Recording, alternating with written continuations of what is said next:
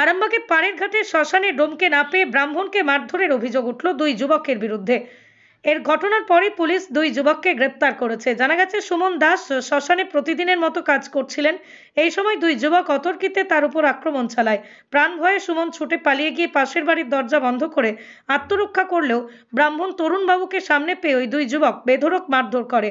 ঘটনাটি জানতে পেরে প্রধান সমীর ভান্ডারীর নির্দেশেই পুলিশ দ্রুত ব্যবস্থা নেয়। ওই দুই যুবককে আটক করে আদালতে তোলা হয়। আপনারা দেখছেন খবর আরামবাগ, যে কথা কেউ বলে না, আপনার পাশে, আপনার সাথে। ঘটনাটা কি ঘটেছিল? ঘটনা ঘটেছে গতকাল বিকাল 3টের সময়। আর এর আগে আমাদের যে ডোম আছে সুমন, তো কতগুলো জানি না, তা ওর সঙ্গে ও যে যার সে আমাকে মেরেছে, তার সঙ্গে একটা বন্ধুত্ব ভাব ছিল এর আগে, ভয়ার ঘনিষ্ঠ ছিল। কিন্তু হঠাৎ তাদের সঙ্গে গণ্ডগোল হয়ে যাওয়ার পর থেকে সে ওকে দিকে গালাগালি করে, ও একে দেখে এ করে, ওদিকে যায়, সেই নিয়ে ওদের চলছিল। কালকে ঘটনার সময় তখন 3টে বাজবে, আমাদের দুজন যে সরকারি স্টাফ তারা বাড়ি গেছে 2:30 পর, আর আমি শুয়েছিলাম। হঠাৎ দেখে না পাণ্ডু আর অর্জুন বলে একটি ছেলে এসে আমার ওখান থেকে এসে এখানে সুমনকে যে ডোম আছে তাকে হাতে টানাটানি করছে। আমি তখন ওখানে দেখলাম যে বয়স্ক লোক এতে করে মারপিট আমি পারবো না, নিজের রাস্তাটা দাঁড়ায়, লোককে ডাকি। তখন দেখি না, তখন সুমন বলে ঠিক আছে তোমরা চলো, আমি বেরোচ্ছি।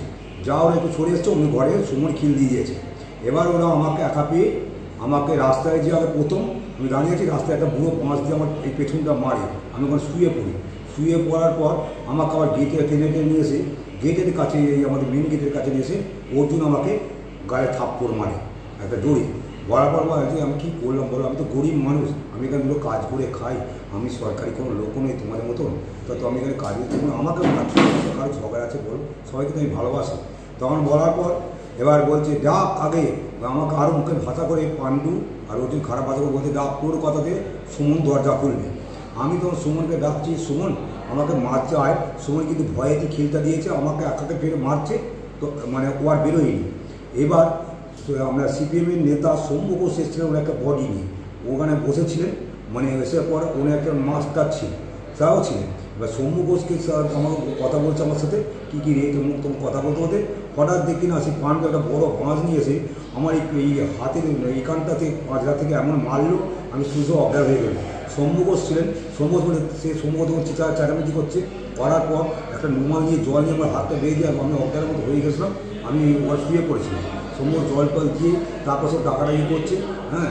তারপর বলার পর ওদের সব লোকজন এসছে, সব ওদের সব এসে এখানে ঝড়ঝুটি করছে, ওরা তোকে নিয়ে চলে গেল।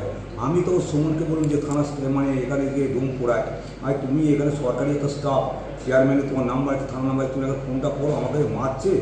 তারপরে শম্ভু ঘোষ উনি বললেন তোমার উচিত থাকে নেই, তোমাকে তো মারতে এসেছিল, তোমাকে পেরোনি, তুমি ঘরে খেয়ে দিয়েছো, একটা নিজেও লোক মার খেয়ে বললো, শম্ভু ঘোষ বললেন বা মাস্টারমশাই একজন বললেন। বলার পর এবারে উনি সুমন থানায় ফোন করলেন এবং চেয়ারম্যান সাহেবকে জানালেন। চেয়ারম্যান সাহেব সঙ্গে সঙ্গে বলে আমি দেখছি বলে থানা থেকে পুলিশ এলেন, এসে ওনাদিকে আমাদের নামগুলো জিজ্ঞেস করলেন। আমাকে উনি আমার থানার যে স্যার এসেছিলেন তিনি ভিডিও করলেন, আমার করে নিয়ে ঠাকুরমশাই আপনি একটা মেডিকেল ক্লেম আমাকে থানায় এসে জমা দিন। আমি সোজা হসপিটালে গেলাম, হসপিটালে দেখালাম, দেখিয়ে আমাকে বললো এক্সরে, আমাকে ব্যথা, 2-3টে ট্যাবলেট দিয়েছিল, আমি ট্যাবলেট কিনে খেয়েছি, কাল থেকে এখন মধ্যে 220 টাকার ওষুধ খেয়েছি, কোনো আমার লাভও হয়নি, মনে হচ্ছে হাতটা আমার ছেড়ে গেছে আর ফেটে গেছে, আমি বলতে পারবো না।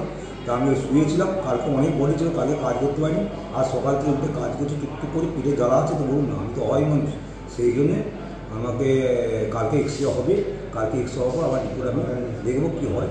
আমাকে পয়সা নেই, এখানে এই মরার সরকার থেকে কোনো ভাতা পাইনি। চেয়ারম্যান সাহেব আমাকে অর্ডার দিয়েছেন এখানে থাকার জন্য, আমি কাজ করে খাই, সবার সাথে ভালোবাসে, পার্টিটা পয়সাতে আমি তাই খাই, এই নিয়ে আমার সংসারটা চলে। যারা মারধর করে তাদের বাড়ি কোথায়? এদের বাড়ি একজনের বাড়ি হচ্ছে এই মন্দিরটার পেছনে, আর একজনের বাড়ি শুনছি নাকি সিনেমাতলার কাছে, অর্জুন বলেছে আর শুনলাম। কাদের কোথায় বাড়ি আমি সেটা জানি না, আমি জানি। আপনার বাড়ি কোথায়? হ্যাঁ, আমার বাড়ি সামনে সেতুতলা। আপনার নাম কি? আমার নাম তরুণ ভুরেশ শ্রেষ্ঠ। এই জায়গাটার নাম কি? এর নাম পাড়ের ঘাট শ্মশান। আপনারা কোনখানে চাকরি কাজ করেন? আমি এখানে ঠাকুরমশাই পুরোহিত। চুল্লিতে? চুল্লি পুরোহিত। কি গন্ডগোলটা বলতে গেলে আমি কালকে ভেতরের মধ্যে ঢুকে গেছিলাম, এবার হচ্ছে আমাকে না পেয়ে ওনাকে সব মেরেছে, ঠিক আছে, ঠাকুরমশাইকে শুধু মারলো কি কিছু কারণটা আছে? কারণটা বলতে গেলে এবার প্রায় পয়সা চাই, পয়সা দেওয়া হয় না, এইটার জন্য সব মারধর করেছে। এবার চামড়া দাও, আমি ভেতরে আমি ভেবেছি যে আমি ভেতরে ছিটকিয়ে দিয়ে দিয়েছি, দেওয়ার পরে ওনাকে এবার পেয়েছে, ওকে ওনাকে নিয়ে গেছি। কি নাম আপনার? সুমন দাস। কোথায় বাড়ি? আমার বাড়ি বলুন, এখানে কি সরকারি স্টাফ? আমি এই জায়গাটার নাম কি? পানের ঘর। কিসে চাকরি করেন আপনি? আমি পরে নার্সিং হোম, এখানে অভিজ্ঞ ডাক্তার দ্বারা normal, caesar, high risk pregnancy, delivery সহ সমস্ত অপারেশন সুলভে করা হয়। Doctor Kalidas Ghosh MBBS, MD গাইনি, DNB, FICOG অভিজ্ঞ প্রসূতি ও স্ত্রীরোগ বিশেষজ্ঞ, কোর্ট রোড, আরামবাগ বাস স্ট্যান্ডের সন্নিকটে। যোগাযোগ নম্বর 7384893374 অথবা 9153144650 অথবা 7001653381।